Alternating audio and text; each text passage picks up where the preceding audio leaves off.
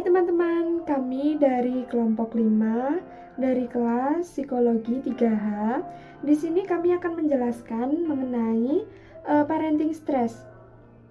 Anggota kami berjumlah 8. Nah, yang pertama ada Istiqomah Ayu Rahyun dengan NIM akhir 395, yang kedua ada Windari Gita Cayani dengan NIM akhir 406, yang ketiga ada Fairaza Melovi dengan NIM akhir 417, yang keempat ada Meidiana Tiara Fanani dengan NIM akhir 419, yang kelima ada Muhammad Aditya dengan NIM 423, yang keenam ada Izzatul Ulia dengan NIM 435, yang ketujuh ada Saskia Aprilia dengan NIM 439, yang ke-8 ada Rizky Sela Nuridaya dengan NIM 442. Pandemi COVID-19 yang ada di Indonesia memiliki banyak pengaruh, salah satunya pada kebijakan dunia pendidikan yang mengharuskan dilakukannya pembelajaran daring, yaitu pembelajaran yang dilakukan di rumah. Pembelajaran daring menyebabkan orang tua memiliki tugas tambahan dalam bekerja, yaitu mengasuh dan mendampingi anaknya ketika pembelajaran jarak jauh. Hal tersebut dapat menjadi faktor pemicu stres pada orang tua. Walaupun setiap individu dapat mengalami stres, parenting stress atau stres dalam mengasuh anak memiliki khas tersendiri, yaitu pengalaman ketidaknyamanan dalam mengasuh yang dialami orang tua dari tuntutan terkait peran sebagai orang tua. Selain itu, tinggi rendahnya tingkat pendidikan dan pengalaman juga dapat mempengaruhi pengasuhan orang tua. Sebuah penelitian menyebutkan bahwa orang tua yang kurang membaca dan kurang mencari informasi akan memiliki pengetahuan yang kurang daripada orang tua yang sering membaca dan juga sering mencari informasi, di mana hal tersebut menjadi salah satu penyebab ada tidaknya parenting stress di masa pandemi COVID-19. Ada beberapa kasus atau penelitian yang menunjukkan bahwa orang tua mengalami stres di masa pandemi COVID. Survei yang dilakukan oleh The Hidden Impact of COVID-19 pada bulan Mei sampai Juli tahun 2020 menunjukkan bahwa pada 4 minggu pertama sebanyak 83,3% orang tua mengalami stres dan 4 minggu terakhir sebanyak 95,1% orang tua mengalami stres. Hal ini menunjukkan bahwa terdapat dampak yang signifikan terhadap kesehatan mental orang tua dan anak di masa pandemi COVID yang disebabkan dengan berbagai kendala seperti kurangnya pemahaman materi, kesulitan dalam menumbuhkan minat belajar anak, kurangnya waktu, emosi orang tua yang kurang sabar, dan kesulitan dalam mengoperasikan gadget. Selain itu, ada berbagai kendala yang disebabkan oleh faktor emosi yang tidak stabil, terbatasnya waktu, kurangnya pemahaman, atau kecakapan dan tatanan ekonomi yang sulit. Dari berbagai macam kasus dan penelitian yang telah disebutkan menunjukkan bahwa pandemi COVID ini memiliki dampak yang besar pada orang tua, terutama dalam cara orang tua mengajari anak di dalam rumah. Memasuki definisi stres. Stres sendiri adalah kondisi yang dihasilkan ketika interaksi seseorang dengan lingkungannya terdapat ketidaksesuaian antara tuntutan situasi dengan kemampuan fisiologis, psikologis, dan sosial yang menyebabkan tidak nyaman karena adanya perubahan. Ada beberapa karakteristik stres yang bisa kita ketahui, yaitu yang pertama, transisi kehidupan, yaitu berpindahnya kondisi satu ke kondisi yang baru atau fase satu ke fase yang baru. Yang kedua adalah waktu yang sulit, peristiwa yang terjadi lebih awal, tidak wajar, atau lebih dari yang diharapkan. Yang ketiga, situasi yang ambigu atau sesuatu yang tidak jelas. Yang keempat, keadaan yang tidak diinginkan. Dan yang terakhir, kemampuan kontrol yang rendah atau keadaan di luar kendali perilaku dan kognitif seseorang. Dari beberapa karakter tersebut sangatlah wajar dan sangatlah manusiawi jika stres terjadi di kehidupan sehari-hari. Hal itu senada dengan yang terjadi saat ini. Wajar saja jika beberapa orang tua mengalami parenting stres akibat COVID-19. Dari fenomena yang disebutkan oleh teman-teman saya dapat dikaitkan dengan teori stres, yaitu stres model transaksional atau process of cognitive appraisal. Teori ini menerangkan bahwasanya stres terjadi dari hasil penilaian atau evaluasi seseorang terhadap lingkungannya. Dewe et al. 2012. Kejadian atau situasi tersebut dinilai melebihi kemampuan pikiran atau tubuhnya. Keadaan dinilai sebagai stres jika melibatkan proses penilaian kognitif yang terdiri dari dua penilaian. Yang pertama, penilaian primer, yaitu penilaian yang berfokus pada apakah tuntutan mengancam kesehatan.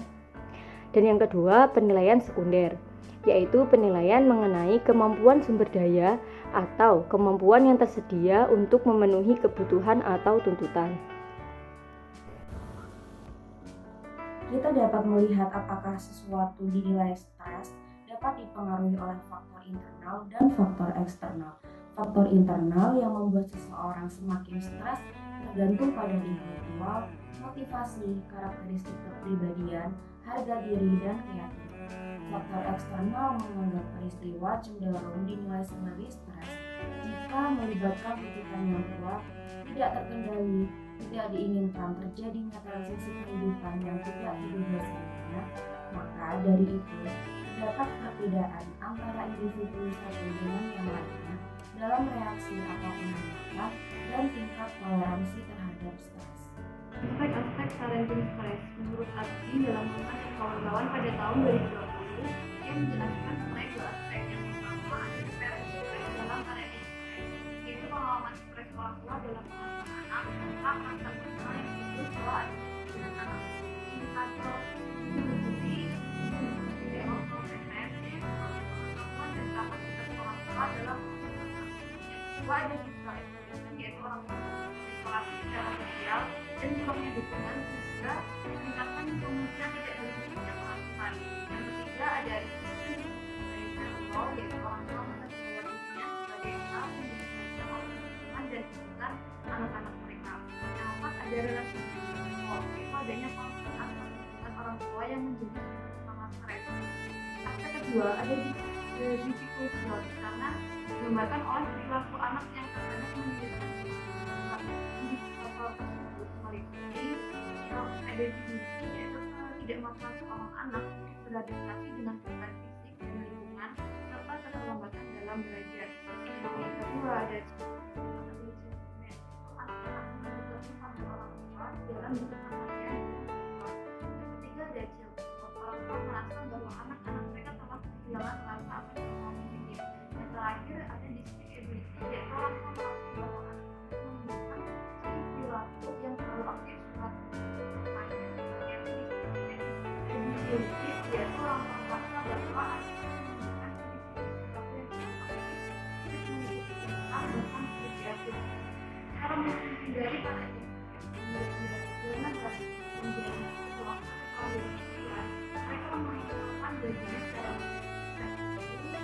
yang pertama ada strategi yang baik seperti olahan secara rutin menjadi dan strategi seimbang antara bekerja dan bermain, membuat manajemen waktu dan bermeditasi. Sedangkan strategi yang kedua yaitu strategi yang tidak baik seperti mengkonsumsi alkohol dan narkotika, melakukan kejahatan dan kriminal, menunda pekerjaan, menyakiti diri, bahkan dan bicara. Sedangkan menurut Ardani 2013, ada dua strategi yang bisa digunakan untuk menghadapi stres, yaitu yang pertama, strategi menghadapi stres dalam perilaku. Di antaranya, satu, dapat memecahkan persoalan secara tenang, yaitu mengevaluasi kekecewaan atau stres dengan cermat, kemudian dapat menentukan langkah yang tepat untuk diambil. Yang kedua, agresi. Agresi jarang terjadi, namun apabila hal ini terjadi, hanyalah berupa respon penyesuaian diri, contohnya menyalahkan dan melampiaskan agresinya kepada pihak lain. Ketika regresi yaitu kondisi seseorang yang kembali untuk memberikan respon seperti orang yang usianya lebih muda. Keempat, menarik diri, yaitu respon yang memilih untuk tidak mengambil tindakan apapun. Respon ini biasanya disertai dengan depresi dan sikap apatis. Kelima, mengelak. Ketika seseorang mengalami stres terlalu lama, kuat, dan terus-menerus, maka seseorang akan melakukan perilaku tertentu secara berulang-ulang. Dalam usaha pengelakan diri seseorang biasanya menggunakan alkohol atau obat-obatan dari bahan kimia lainnya. Yang kedua, strategi menghadapi stres secara kognitif, diantaranya satu, represi, yaitu upaya untuk menghilangkan frustasi, stres, dan apapun yang menimbulkan kecemasan. 2. Menangkap kenyataan. Seseorang akan menganggap tidak adanya pengalaman yang tidak menyenangkan dengan maksud untuk melindungi dirinya sendiri. Yang ketiga, fantasi. Dengan berfantasi, seseorang merasa dirinya dapat mencapai tujuan dan dapat menghindarkan diri dari frustasi dan stres. Bila fantasi dilakukan secara sedang-sedang dan dalam pengendalian kesadaran yang baik, maka fantasi menjadi cara yang sehat untuk mengatasi stres. Keempat, rasionalisasi, yaitu segala usaha seseorang untuk mencari alasan yang dapat diterima untuk menyembunyikan perilaku yang buruk. 5. Intelektualisasi, yaitu seseorang yang akan mempelajari dan mencari tujuan sebenarnya supaya tidak terlibat dengan masalah secara emosional. Yang keenam, pembentukan reaksi, yaitu seseorang yang berusaha menyembunyikan motif atau perasaan sesungguhnya, baik represi atau supresi, dan menampilkan ekspresi yang berlawanan dengan kenyataan yang dihadapi. Yang ketujuh, proyeksi, yaitu mengalihkan emosi yang tidak diinginkan dari diri sendiri kepada orang lain, dan biasanya melakukan hal ini dengan melemparkan kesalahan kepada orang lain. Sehingga dapat disimpulkan bahwa cara mengatasi atau mencegah parenting stres antara lain: 1. Menambah pengetahuan dalam mengasuh anak. 2. Saling berbagi cerita dan tidak ragu atau malu untuk meminta bantuan. Yang ketiga, meluangkan beberapa waktu untuk relaksasi. Yang keempat, menghindari konflik, saling menuduh satu sama lain, saling membantu, dan saling terbuka di lingkungan keluarga. Terima kasih teman-teman yang sudah menonton video dari kelompok kami. Dadah, see you!